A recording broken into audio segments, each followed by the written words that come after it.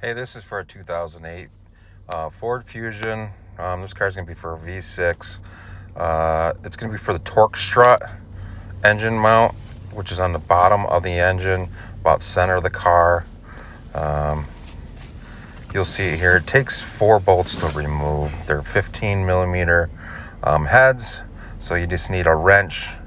A ratchet wrench would be great, but you can get a socket on 3 of the 4 bolts. The one right there in the front there is one that you can't get a socket on, and the bolt will hit against the exhaust there. You have to remove all 3 of them on that front bracket, so you can get the thing out. And then in the bracket in the back, it just slides right up. Just lift it up into the car.